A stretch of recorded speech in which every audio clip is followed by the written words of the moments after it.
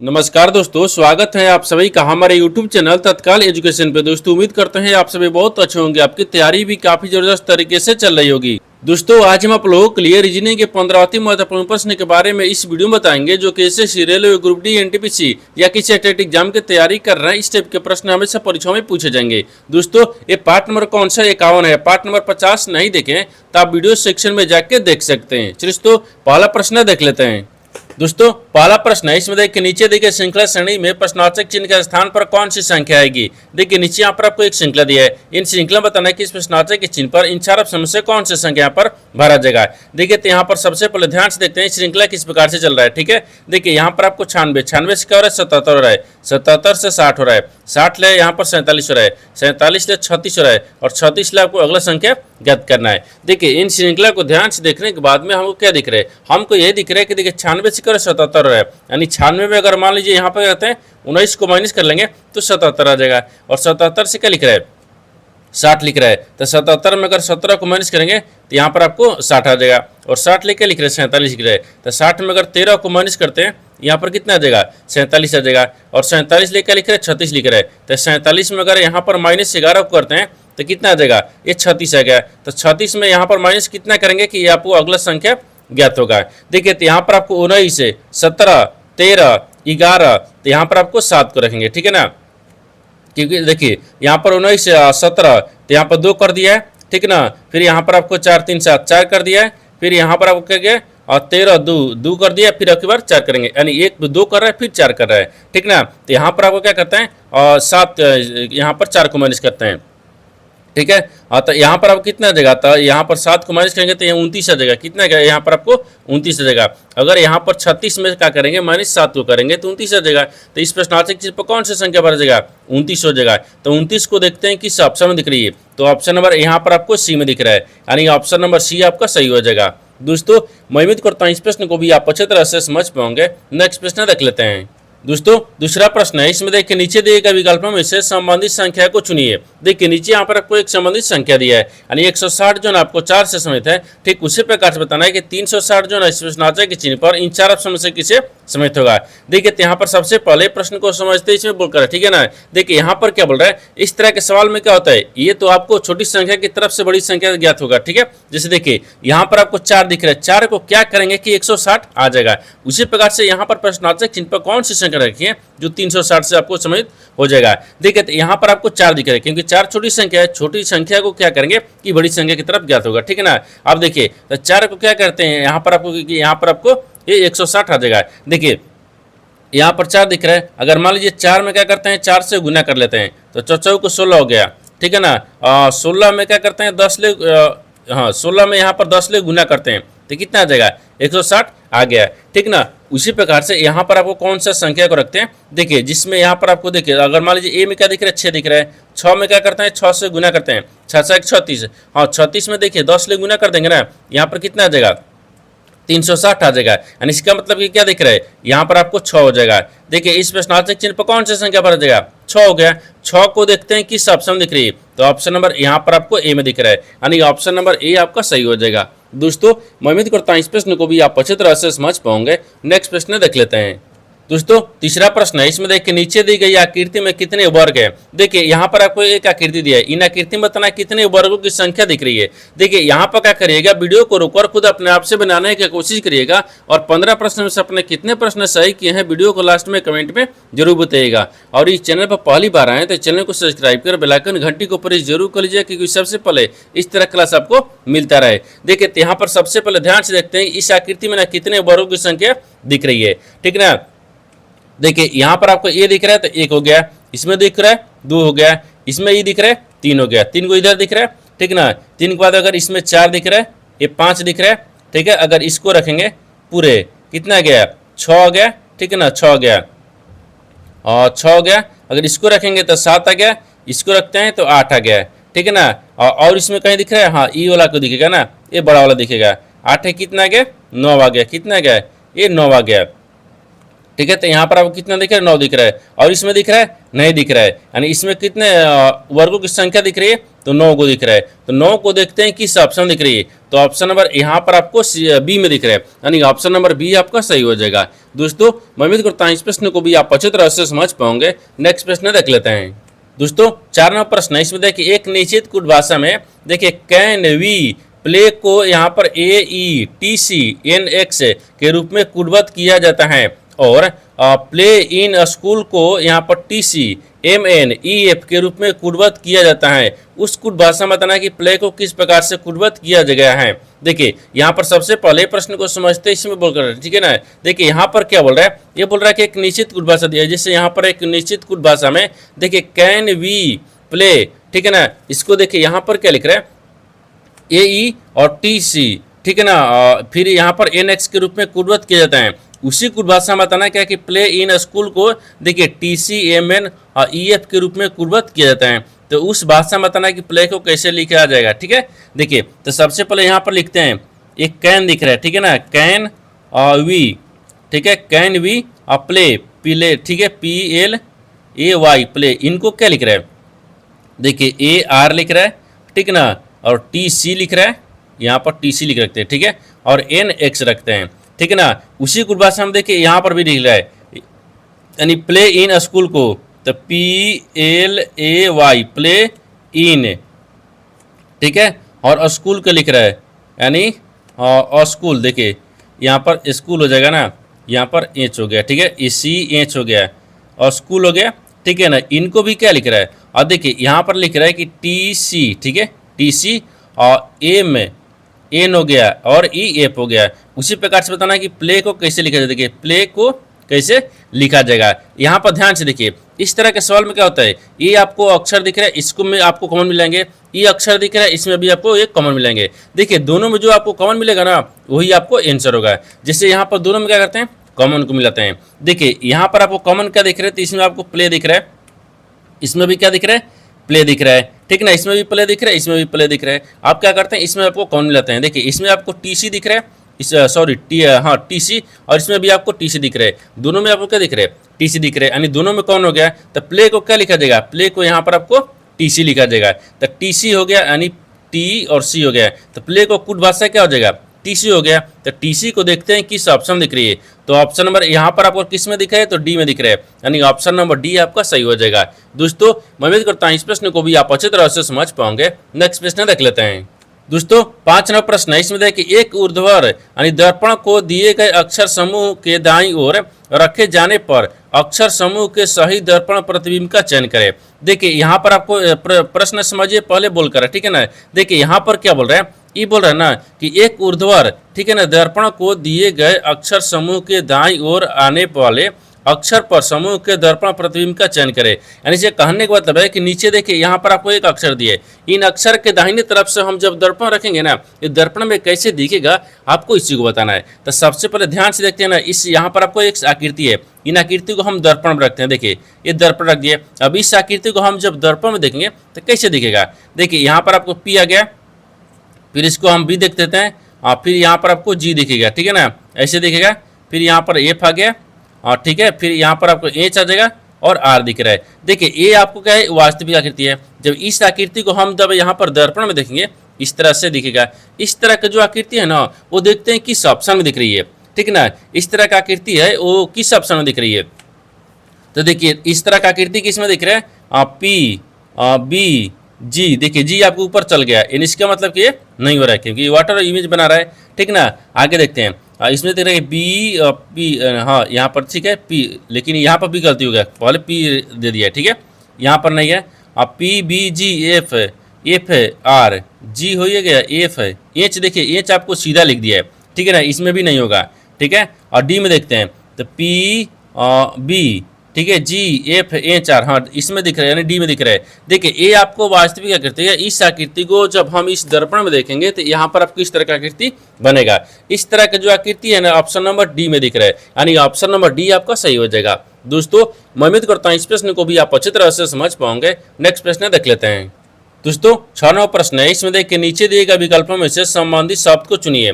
देखिए नीचे यहाँ पर आपको एक संबंधित शब्द दिया है, त्वचा दिया है, स्पर्श दिया है, और नाक दिया है, ठीक ना।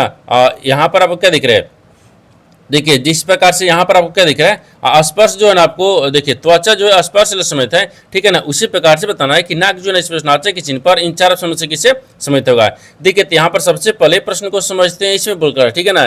देखिए यहाँ पर क्या बोल रहा है, त्वचा, त्वचा आपको स्पर्श से कैसे समित है, उसी प्रकार से नाक को रखते हैं, ठीक ना। देखिए यानी स्पर्श से, देखिए त्वचा से स्पर्श का पता चलता है, ठीक है ना, स्पर्श का, ठीक है, यानी पता, ठीक है, चलता है, चलता है, ठीक है ना, ये चलता है। देखिए त्वचा, त्वचा जैसे हो गया, मान लीजिए त्वचा होगा, किसी चीज पर रखेंगे तो स्पर्श होगा, हमको क्या पता चलेगा, स्पर्श पता चलता है, ठीक है। उसी प्रकार से यहाँ पर नाक दिख रहा है, अगर मान लीजिए नाक किसी के चीज की तरफ ले जाएंगे तो हमको क्या गंध पता चलेगा, ये कैसे गंध दे रहा है, ठीक है ना। तो यहाँ पर वही लगेगा, देखिए इसे का पता चलता है, ठीक है, पता चलता है, नहीं यहाँ पर आपको चलता है ना, यानी चलता है, ठीक है ना। तो यहाँ पर आपको गंध हो जाएगा, ठीक है।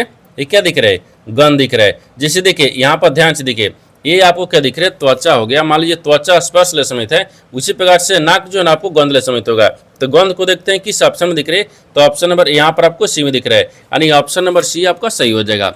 दोस्तों मैं उम्मीद करता हूँ इस प्रश्न को भी आप अच्छी तरह से समझ पाओगे। नेक्स्ट प्रश्न देख लेते हैं।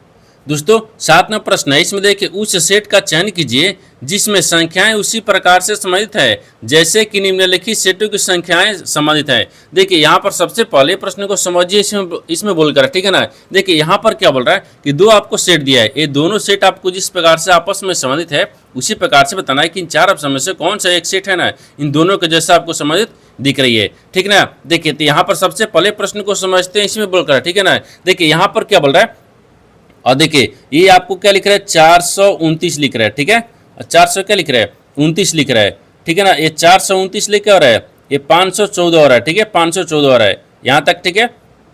आगे देखिए फिर यहाँ पर बोल रहा है कि 688 दिया है, ठीक है, और 688 हो गया, ठीक है ना। और 688 से क्या लिख रहा है, यहाँ पर 773 हो रहा है, ठीक है ना, 773 हो रहा है, ठीक है। अब देखिए इसको बताना है कि आपस में कैसे समझता है, उसी प्रकार से तीसरा को रखें। देखिए 429 दिख रहा है ना, 429 लेकर आ रहा है, 514 हो रहा है, तो 429 में क्या करते हैं ना, अगर मान लीजिए 85 को जोड़ते हैं, देखिए ये 85 को जोड़ लेते हैं, तो 85 को जोड़ेंगे तो कितना देगा, 514 आ जाएगा। उसी प्रकार से यहाँ पर 688 दिख रहा है, 688 से क्या हो रहा है, 700, यहाँ पर देखिए ये 700 है, ठीक है ना, 773 दिख रहा है, तो 773 कैसे दिख रहा है, तो 600 यहाँ पर 85 में ना, सॉरी 688 में अगर 85 को जोड़ देंगे तो 773 आ जाएगा। उसी प्रकार से देखिए यहाँ पर आपको इस चार ऑप्शन में से बताना है कौन सा इसके जैसे आपको संबंधित दिख रही है। देखिए तो यहाँ पर आपको यहाँ पर क्या दिखेगा, ए में रखते हैं, और ए में रखेंगे ना तो यहाँ पर 407 दिख रहा है, आप 85 को जोड़ेंगे तो क्या 512 आएगा, नहीं आ रहा है, ठीक है। अगर मान लीजिए 396 है, इसमें भी 85 को जोड़ते हैं तो 491, और 491 आएगा, नहीं आ पा रहा है। इसमें भी 319 में क्या करते हैं, जोड़ते हैं 85 को, तो 319 में जोड़ेंगे तो क्या 399 आएगा, 85 जोड़ेंगे तो और ज़्यादा चलेगा, नहीं आ रहा है, इसमें भी नहीं होगा। इसमें देखते हैं, हाँ ये आपको हो जाएगा, कैसे हो रहा है, देखिए ये 546 दिख रहा है, ठीक है ना। 546 को हमको कितना लाना है, 631 लाना है, ठीक ना। देखिए तो 546 में क्या करना है ना, हमको 85 को जोड़ देना है, जब 85 को जोड़ देंगे तो यहाँ पर 631 आ जाएगा, तो 631 आ गया, यानी इसका मतलब कि ऑप्शन नंबर डी जो है ना इन दोनों के जैसे आपको समय दिख रहा है, तो ऑप्शन नंबर डी आपका सही हो जाएगा। दोस्तों मैं उम्मीद करता हूँ इस प्रश्न को भी आप अच्छी तरह से समझ पाओगे। नेक्स्ट प्रश्न देख लेते हैं। दोस्तों 8वां प्रश्न है, इसमें देखिए उस वेन आरेख का चयन करें जो दिए गए वर्गों के बीच संबंध को श्रोताओं रूप से दर्शाता है। देखिए नीचे यहाँ पर आपको 3 शब्द दिया है, इन तीनों शब्द को बताना कि आपस में कैसे समित है और इन 4 वेन डायग्राम में से कौन सा वेन डायग्राम बनेगा। देखिए तो यहाँ पर सबसे पहले ध्यान से देखते हैं कि तीनों शब्द में से कॉमन कौन सा मिल रहा है, ठीक है ना। देखिए यहाँ पर आपको टिकट दिख रहा है, हवाई जहाज दिख रहा है और रेल दिख रहा है। इन तीनों शब्द में से सबसे कॉमन क्या दिख रहा है, तो सबसे कॉमन यहाँ पर आपको टिकट दिख रहा है, ठीक है ना, यानी टिकट। देखिए यहाँ पर आपको क्या दिख रहा है, टिकट दिख रहा है, ठीक है। तो टी इसको क्या करते हैं, अच्छे से लिखते हैं, ठीक है ना। देखिए यहाँ पर आपको क्या दिख रहा है, टिकट दिख रहा है, यहाँ पर आपको क्या दिख रहा है, तो टिकट हो जाएगा। तो सबसे कॉमन देखिए यहाँ पर आपको क्या दिखेगा, टिकट दिख जाएगा, तो टिकट, ठीक है, टिकट हो गया। सबसे कॉमन टिकट दिख रहा है, यानी कुछ देखिए टिकट हो गया। और टिकट कुछ टिकट का होता है हवाई जहाज का भी होता है और कुछ टिकट रेल का भी होता है। तो देखिए यहाँ पर क्या रखते हैं, और रेल रखते हैं, ठीक है ना, रेल हो गया। कुछ टिकट रेल हो गया, कुछ टिकट क्या हो गया, हवाई जहाज हो गया। हवाई, ठीक है ना, हवाई जहाज रखते हैं, ठीक है, जहाज हो गया है। देखिए यहाँ पर सबसे कॉमन क्या दिख रहा है, टिकट दिख रहा है, यानी कुछ टिकट क्या दिख रहा है, हवाई रेलगाड़ी का भी हो गया, और कुछ टिकट क्या होता है, हवाई जहाज का भी होता है। इस तरह का वेन डायग्राम बनेगा। इस तरह का वेन डायग्राम देखते हैं किस ऑप्शन में दिख रही है, तो ऑप्शन नंबर यहाँ पर आपको सी में दिख रहा है, यानी ऑप्शन नंबर सी आपका सही हो जाएगा। दोस्तों मैं उम्मीद करता हूँ इस प्रश्न को भी आप अच्छी तरह से समझ पाओगे। नेक्स्ट प्रश्न देख लेते हैं। दोस्तों 9वां प्रश्न है, इसमें देखिए एक पासे के विभिन्न फलकों पर यानी 6 संख्याएं 21, 22, 23, 24, 25 और 26 किसी यानी लिखी हैं, ठीक है। नीचे चित्र में इस पासे की 3 स्थितियां दिखाई गई हैं। संख्या 24 के विपरीत फलक पर कौन सी संख्या है। देखिए यहाँ पर सबसे पहले प्रश्न को समझते इसमें बोल कर है, ठीक है ना। देखिए यहाँ पर क्या बोल रहा है, ये बोल रहा है कि देखिए एक पासे के विभिन्न फलकों पर 6 संख्याएं 21, 22, 23, 24, 25 लिखी गई है। नीचे चित्र में, ठीक है ना, इस पासे की 3 स्थितियों को दर्शाया गया है। तो 24 को बताना विपरीत क्या होगा। देखिए यहाँ पर आपको कहने का मतलब क्या दिख रहा है, इसका कहने का मतलब कि नीचे यहाँ पर आपको एक ही पासे के 3 स्थितियों को दर्शाया गया है। इसमें पूछ रहा है कि 24 का विपरीत बताना कौन सा संख्या होगा, ठीक है ना। देखिए एक ही पासे के यहाँ पर 2 स्थितियां में 3 स्थितियां, इसमें 2 स्थितियों में जब 2 फलक एक समान होगा ना, तो तीसरा एक दूसरे का विपरीत होता है। जैसे देखिए यहाँ पर आपको क्या दिख रहा है, 25 और 22 दिख रहा है। इसमें भी देखिए क्या दिख रहा है, 25 और 22 दिख रहा है। यहाँ पर आपको जब 2 स्थितियां में दोनों फलक जब एक समान होगा तो तीसरा एक दूसरे का विपरीत होता है। तो यहाँ पर आपको 22 और 25 इसमें भी दिख रहा है, और 22, 25 इसमें दिख रहा है, दोनों में क्या हो गया, कॉमन हो गया है। तो यहाँ पर 24 का विपरीत क्या हो गया, 21 हो जाएगा। तो यहाँ पर आपको 24 दिख रहा है, 24 का विपरीत क्या दिखेगा, ये 21 आ गया। तो 21 को देखते हैं किस ऑप्शन दिख रही है, तो ऑप्शन नंबर यहाँ पर आपको सी में दिख रहा है, यानी ऑप्शन नंबर सी आपका सही हो जाएगा। दोस्तों मैं उम्मीद करता हूँ इस प्रश्न को भी आप अच्छी तरह से समझ पाओगे। नेक्स्ट प्रश्न देख लेते हैं। दोस्तों 10वां प्रश्न है, इसमें देखिए a प्लस बी का अर्थ ए बी की बहन है, यानी a माइनस बी का अर्थ ए बी के भाई है, यानी a गुने बी का अर्थ ए बी का पिता है, यानी a भागा बी का अर्थ ए बी की पत्नी है। बोल रहा है कि यदि a प्लस बी माइनस सी गुने डी ई एफ है तो निम्नलिखित में से कौन सा कथन सत्य नहीं है। देखिए यहाँ पर सबसे पहले प्रश्न को समझिए, इसमें बोलकर, ठीक है ना। देखिए यहाँ पर क्या बोल रहे हैं, ये यहाँ पर आपको क्या दिया है, यानी ब्लड रिलेशन से आपको सवाल दिया है, ठीक है ना। इसमें बोल रहा है कि 4 ऑप्शन में दिया है, इन 4 ऑप्शन से कौन सा एक आपको सत्य नहीं है। ये क्या है, यानी आपको कथन बोल रहा है, यहाँ पर बोल रहा है कि कौन सा एक कथन जो है ना वो सत्य नहीं है, इस सत्य का नहीं, सत्य नहीं है आपको बताना है, ठीक है। तो सबसे पहले देखिए ना, यहाँ पर प्रश्न बोल रहा है ए प्लस बी का अर्थ क्या दिख रहा है, ए बी की बहन है। तो यहाँ पर रख लेंगे, देखिए ना, इसको यहाँ पर रखते हैं, जैसे ए हो गया, फिर इसके बाद में यहाँ पर क्या रखते हैं, बी रखते हैं, फिर इसके बाद में यहाँ पर सी रखते हैं, फिर इसके बाद में यहाँ पर आपको डी रखते हैं, ठीक है। डी के बाद में फिर यहाँ पर आपको ई रखते हैं, ठीक है ना, ई हो गया, ठीक है। ई के बाद में फिर यहाँ पर क्या रखते हैं, ए पर रखते हैं। देखिए ये जैसे बोल रहा है इसको आधार पर हम बताएंगे। बोल रहा है कि ए प्लस बी का अर्थ क्या दिख रहा है, बहन है, ए बी का यहाँ पर क्या दिख रहा है, ये बहन हो गया, ए बहन हो जाएगा। आगे देखिए, आगे बोल रहा है कि ए प्लस बी का अर्थ क्या दिख रहा है, भाई है, यानी ए माइनस माइनस दिख रहा है, तो माइनस का भाई दिख रहा है, तो यहाँ पर इसका भाई कौन हो गया, ए भाई दिख रहा है, ठीक है, ए भाई हो जाएगा यहाँ तक, ठीक है। आगे देखते हैं, आगे क्या बोल रहा है, और देखिए आगे तो ये हो गया, भाई हो गया। आगे दिख रहा है कि ए गुने बी का अर्थ क्या दिख रहा है, ए बी का पिता है, यानी ए बी का पिता है, ए बी का पिता है। तो ई यहाँ पर आपको रखते हैं, इसके पिता दिख रहा है, ठीक है ना, ये पिता हो गया है, ठीक है, इसका ये पिता दिख रहा है, ठीक है। आगे बोल रहा है कि देखिए ए भागा बी का अर्थ क्या दिख रहा है, ए बी की पत्नी है, यानी डी की पत्नी क्या हो गया, ठीक है ना, इसका ये पत्नी दिख रहा है, पत्नी, ठीक है ना। तो सबसे पहले यहाँ पर पत्नी को रखते हैं, ठीक है। देखिए ये पत्नी हो गया, ठीक है, ये पत्नी है।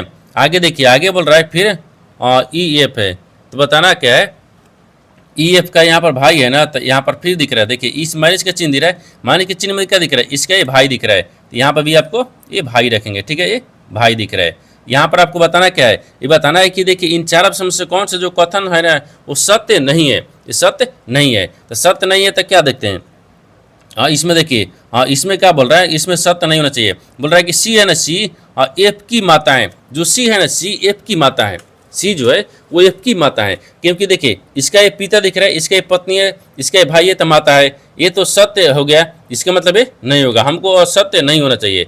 आगे बोल रहा है कि ए डी की पत्नी है की बहन है, जो ए डी है ना इसकी पत्नी है। देखिए जैसे बोल रहा है कि ए डी की पत्नी की बहन है, तो ए जो है ना, ए वो डी की डी की पत्नी के बहन है, ये भी तो सही है, बोल रहा है ये डी की पत्नी है, ये भी सही बोल रहा है। तो सही बोल रहा है तो सही को नहीं रखेंगे ना, हमको गलत बताना है। ठीक है, ये बोल रहा है कि ए सी की बहन है। जो ए है ना, ए वो सी की बहन है। हाँ, सी की बहन ए दिख रहा है, क्योंकि सी की बहन कौन है, ए है, ये भी है। तो इसका मतलब ये भी सही बोल रहा है। ये सही बोल रहा है तो सही को लेना ही नहीं है, हमको गलत बताना है। तो गलत में देखिए ई बी का भाई है। ई जो है ना, ई वो क्या बी का भाई है। इसका ये पिता दिख रहा है, इसका ये हाँ पिता हो गया, पिता का ये माता हो गया। माता, माता के भाई मामा लग गया। यहाँ पर क्या हो जाएगा, माता का भाई मामा लगता है, लेकिन यहाँ पर इसका भाई दिख रहा है। ये आपको गलत हो गया, क्योंकि ये गलत दिख रहा है, क्योंकि मामा हो गया लेकिन यहाँ पर भाई बोल रहा है। इसका मतलब ये क्या गलत दिख रहा है। यानी ई जो है ना, ई बी का क्या है, बी का भाई है। तो ई जो है, ई वो बी का भाई नहीं है। ई जो है ना, इसका ये मामा लगेगा। ई का मामा कौन हो गया, बी हो गया, लेकिन इसका भाई बोल रहा है। इसका मतलब ये गलत है। यानी ऑप्शन नंबर क्या दिख रहा है, डी हो गया। तो ऑप्शन नंबर डी आपका सही हो जाएगा। दोस्तों मैं उम्मीद करता हूँ इस प्रश्न को भी आप अच्छी तरह से समझ पाओगे। नेक्स्ट प्रश्न देख लेते हैं।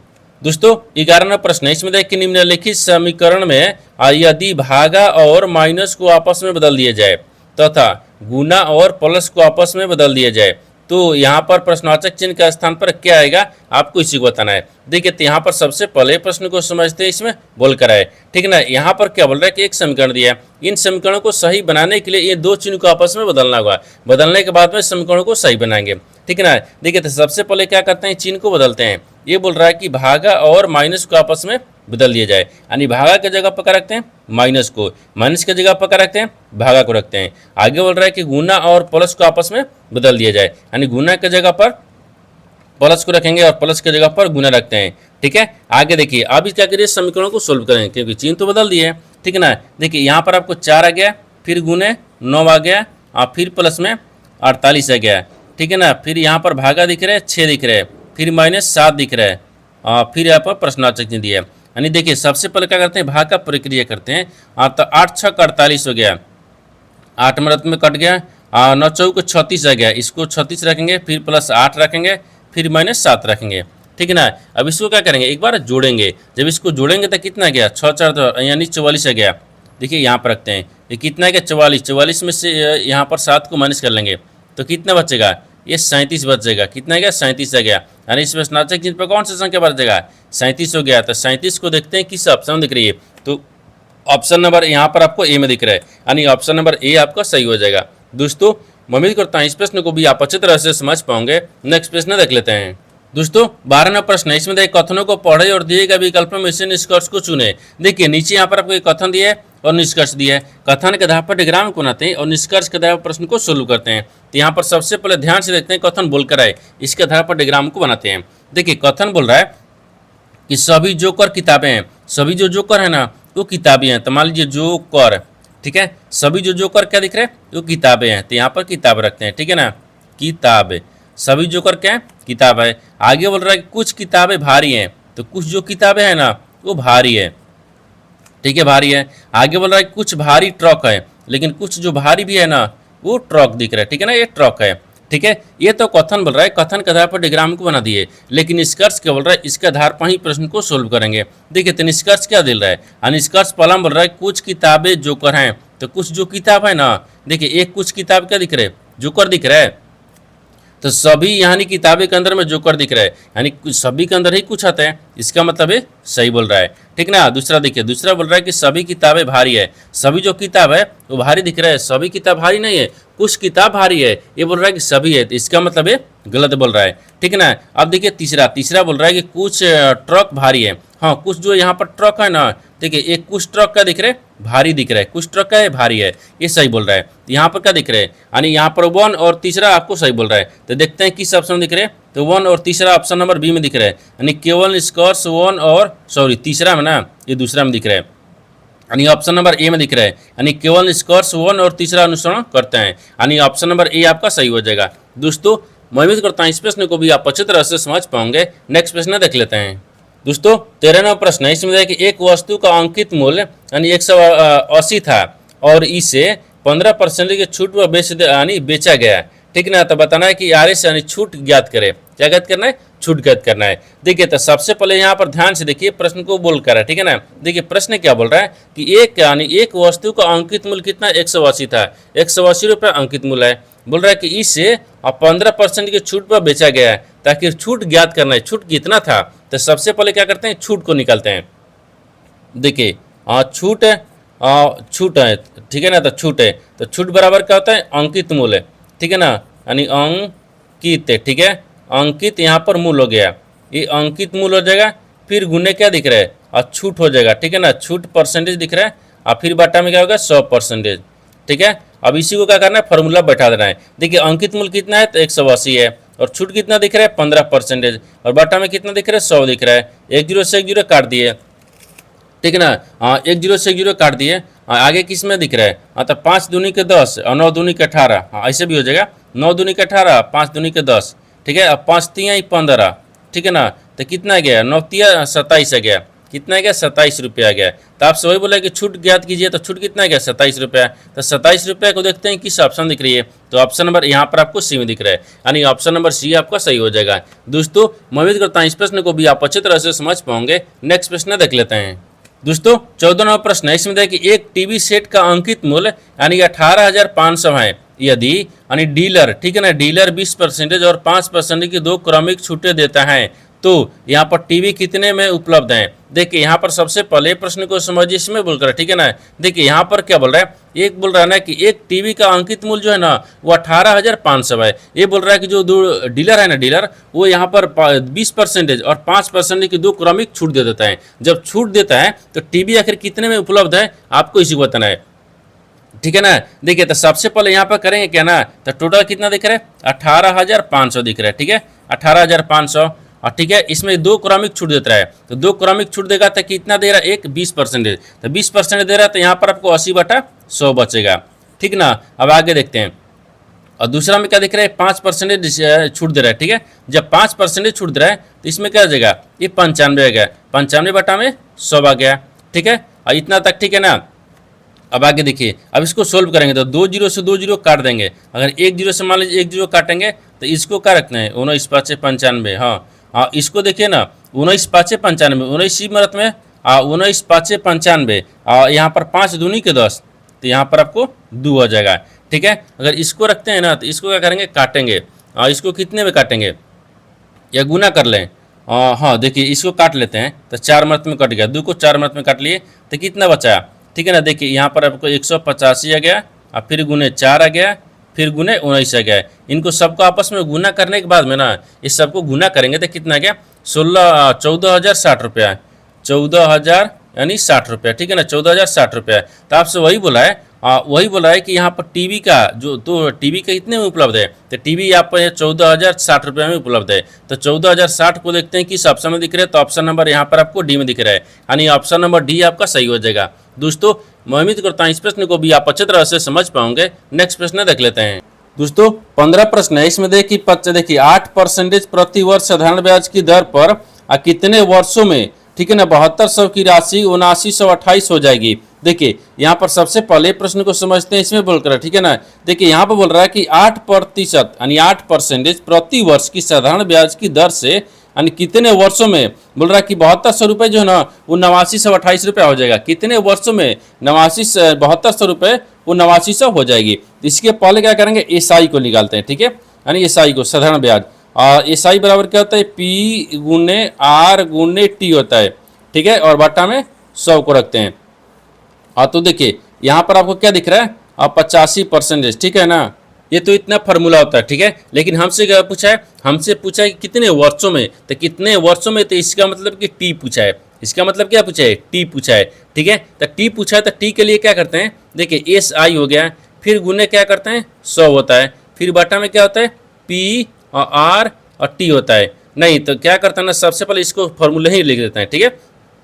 देखिए तो सबसे पहले फार्मूला को लिखते हैं, ठीक है ना। यहाँ पर आपको बता क्या रहा है, ये बता रहा है कि आपको कितने वर्षों में, ठीक है ना, तो कितने वर्षों में, तो यहाँ पर वर्ष मतलब वर्ष हो गया, यानी टी मतलब समय हो गया, यानी वर्ष। देखिए टी बराबर क्या रखते हैं, तो टी बराबर एस आई हो गया, ठीक है, एस आई गुने यहाँ पर 100 हो जाएगा, फिर बाटा में क्या करते हैं पी मूलधन हो गया, फिर गुने पी हो गया मूलधन हो गया, फिर गुने आर हो गया। अब इसी फॉर्मूला पर रखना है। देखिए तो यहाँ पर आपको क्या दिख रहा है कि 7200 से होकर 8900 हो रहा है, कितने वर्षों में, तो यहाँ पर आपको क्या करते हैं ना, देखिए ए माइनस एस आई बराबर क्या होता है ए माइनस पी, यानी यहाँ पर मिश्रधन माइनस मूलधन, तो मिश्रधन 8900 दिया है, 8900 में 7200 घटाएंगे तो 1700 यहाँ पर कितना बचेगा, ये 28 बच जाएगा। 1728 हो गया, फिर गुने यहाँ पर 100 हो गया, फिर बट्टा में यहाँ पर 7200 आ गया, ठीक ना, फिर गुने यहाँ पर आपको 8% हो गया। अब देखिए ये 2 जीरो से यहाँ पर आपको 2 जीरो काट दिए, यहाँ तक तो ठीक है। अब 72 से क्या करते हैं ना, हाँ 72, 8 9 72, हाँ देखिए अगर मान लीजिए 72 और 1700, तो अगर इसको काटेंगे तो इसमें काट रहे हैं ना, और 8 से काटते हैं तो 8 दूनी के 16, ठीक है, 8 दूनी के 16 हो गया, 8 एक मरतबे में गया, 8 6, ठीक है ना, इतने मरतबे में कट गया। जब इतने मरतबे का 72 में 2 से काटेंगे, 72 3, ठीक है, तो 72 3 आ गया, यहाँ पर कितना आ गया, 3 वर्ष आ गया, 3 वर्ष हो गया, कितना क्या, 3 वर्ष। आपसे वही पूछा कि 8% प्रति वर्ष की साधारण ब्याज की दर से कितने वर्षों में 7200 रुपये की राशि 8928 हो जाएगी, तो 3 वर्षों में। तो 3 वर्ष देखते हैं किस ऑप्शन दिख रहे हैं, तो ऑप्शन नंबर यहाँ पर आपको किस में दिख रहे हैं, डी में दिख रहा है, यानी ऑप्शन नंबर डी आपका सही हो जाएगा। दोस्तों मैं उम्मीद करता हूँ इस प्रश्न को भी आप अच्छे तरह से समझ पाओगे। नेक्स्ट वीडियो में मिलते हैं, तब तक जय हिंद। दोस्तों इस चैनल पर पहली बार आए तो चैनल को सब्सक्राइब कर बेल आइकन घंटी को प्रेस जरूर कर लीजिए कि सबसे पहले इस तरह क्लास आपको मिलता रहे। और इन सारे प्रश्न का PDF आपको टेलीग्राम पर मिल जाएगा, जो कि इस वीडियो का डिस्क्रिप्शन में लिंक दिया गया है।